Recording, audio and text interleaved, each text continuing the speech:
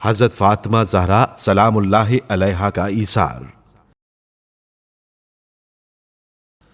پیغمبر اکرم صلی اللہ علیہ وآلہ وسلم نے اپنی پیاری بیٹی کو شادی کے لیے نیا لباس لا کر دیا، مگر شادی کے دن آپ کے دروازے پر ایک غریب عورت نے آ کر اس طرح آواز دی، اے خاندان نبوت، مجھے ایک لباس چاہیے۔ حضرت فاطمہ سلام اللہ علیہا کے پاس اس وقت نیا لباس موجود تھا اور پرانا لباس بھی۔ ابھی آپ اس عورت کے مطالبے کے مطابق اسے پرانا لباس دینا چاہتی تھیں کہ آپ کو فوراً قرآن کریم کی یہ آیت کریمہ یاد آ گئی، لن تنالوا البر حتى تنفقوا مما تحبون۔ تم نیکی کی منزل تک نہیں پہنچ سکتے جب تک کہ اپنی محبوب چیزوں میں سے راہ خدا میں انفاق نہ کرو۔ آپ علیہ السلام نے اس آیت کریمہ پر عمل کرتے ہوئے اپنا نیا لباس اس عورت کو دے دیا۔ جب شادی کے دوسرے دن پیغمبر اکرم صلی اللہ علیہ وآلہ وسلم حضرت زہرا علیہ السلام کے گھر تشریف لائے تو آپ صلی اللہ علیہ وآلہ وسلم نے حضرت زہرا علیہ السلام کو پرانا لباس پہنے ہوئے دیکھ کر سوال کیا، اے میری لخت جگر، پرانا لباس کیوں پہنا ہوا ہے، نیا لباس کیوں نہیں پہنا؟ حضرت فاطمہ زہرا سلام اللہ علیہا نے فرمایا، وہ لباس میں نے غریب عورت کو دے دیا ہے۔ حضرت صلی اللہ علیہ وآلہ وسلم نے فرمایا، بیٹی، تم اپنا پرانا لباس فقیر کو دے دیتی اور نیا لباس خود پہن لیا ہوتا، کیونکہ تمہاری نئی شادی ہوئی ہے۔ حضرت فاطمہ زہرا سلام اللہ علیہا نے جواب دیا، بابا، یہ سیرت اور سلیقہ میں نے آپ اور اپنی ماں سے سیکھا ہے۔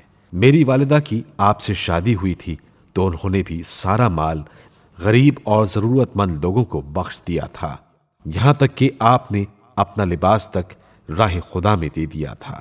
پیغمبر اکرم صلی اللہ علیہ وآلہ وسلم اپنی بیٹی کی یہ پرخلوص باتیں سن کر بے حد متاثر ہوئے، آنکھوں سے آنسو جاری ہو گئے اور محبت سے حضرت زہرا علیہ السلام کو اپنے گلے سے لگا لیا۔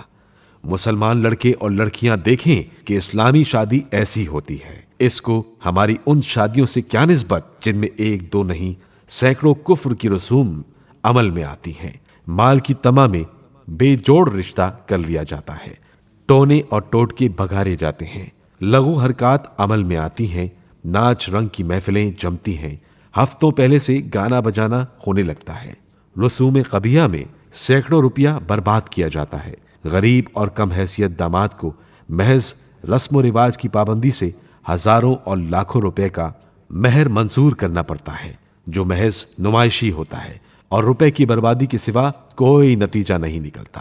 ایسے موقع پر ہمیشہ خاندانی شان و شوکت کا مظاہرہ کیا جاتا ہے اور امیر اپنی دولت کا دکھاوا کر کے غریبوں کو شرماتے ہیں۔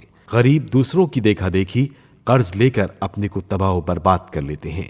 افسوس صد افسوس، مسلمان کس قدر اپنے رسول کی تعلیم سے دور ہو گئے۔ کاش وہ رسم و رواج کی زنجیروں کو توڑ کر اپنی اولاد کی ایسی ہی سیدھی سادی شادیاں کرتے جیسی رسول صلی اللہ علیہ وآلہ وسلم نے اپنی بیٹی کی۔ کس قدر افسوس کی بات ہے کہ بجائے اسلامی رسوم کے ہم میں بے شمار کفر کی رسمیں رائج ہیں اور ہم کبھی ان کو روکنے کی جرت نہیں کرتے۔ ہم لکیر کے فقیر بن کر خدائی احکام سے زیادہ ان رسوم کو اہمیت دیتے ہیں اور ان سے بال برابر ہٹنا بھی اپنے لیے دنیا و آخرت کا وبال سمجھتے ہیں۔ اس معاملے میں عورتوں نے مردوں پر ایسا قابو حاصل کر لیا ہے کہ ان کو زبان ہلانے کا موقع نہیں دیتی۔ انہوں نے اپنے احمق مردوں کے دلوں پر قدیم رسوم و رواج کی ایسی ہیبت بٹھا دی ہے کہ مرد ان کے ہر حکم کی تعمیل کو اپنا ایمانی فریضہ سمجھتے ہیں۔ مسلمان مردوں اور عورتوں کا فرض ہے کہ وہ ان پرانی کفر آمیز اور ہندوانہ رسموں کو چھوڑ دیں اور اس زمانے میں جبکہ کفایت شعاری کی بے حد ضرورت ہے، فضول اخراجات کا دروازہ بالکل بند کر دیں۔